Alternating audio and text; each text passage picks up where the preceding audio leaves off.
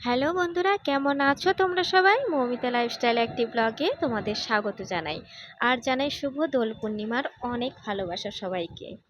সবার জীবন যেন এভাবে রঙিন হয়ে ওঠে। আর দেখো আজকের দিনে প্রকৃতি কিভাবে সেজেছে। হালকা রোদ, মৃদু বাতাস, চারিদিক সবুজে ভরা।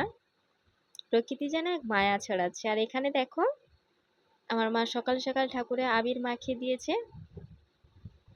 চলো তোমাদের একটু ঘুরিয়ে নিয়ে আসে আমার মা কি করছে।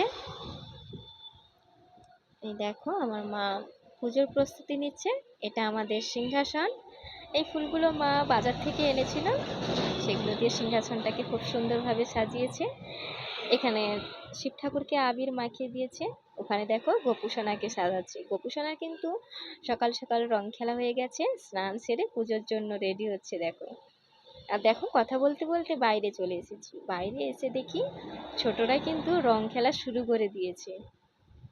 এই দেখো কত আনন্দ করছে। ওদের দেখতে দেখতে নিজের ছোটবেলাকার কথা মনে পড়ে যাচ্ছে। আমরাও কিন্তু ছোটবেলায় এভাবে রং খেলতাম। দেখো কত আনন্দ করছে ছেলেরা। আমরা হয়তো ছোটবেলাকার দিনগুলো আর ফিরে পাবো না, কিন্তু ছোটবেলাকার স্মৃতিগুলো মনের মডিম কোঠায় থেকে যাবে। কার কার ছোটবেলাকার স্মৃতি মনে পড়ে জানিও। এই দেখো কথা বলতে বলতে আবার মার কাছে চলে এসেছি। মার পুজো অনেকটা হয়ে গেছে। শিব ঠাকুরকে সাজাচ্ছে। ধুত্রা ফুল, আকন্দ ফুল আছে, আরো অনেক ফুল আছে। এখানে দেখো গোপুসোনাকে সাদা জামাতে কত সুন্দর লাগছে।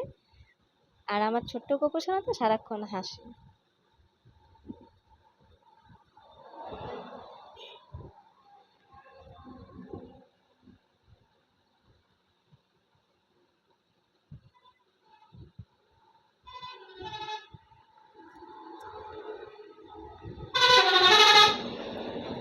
মা পুজো করছিল তাই কথা বলতে পারিনি। এই দেখো পুজো শেষ হয়ে গেছে,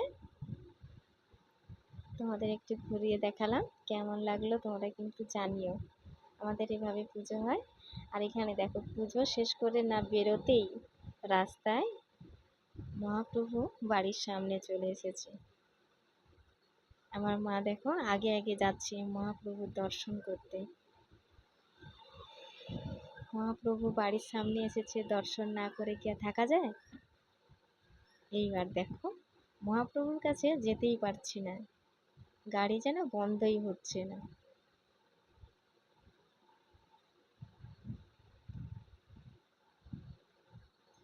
এইবার চলো তোমরাও আমার সাথে চলো, মহাপ্রভুর দর্শন করো।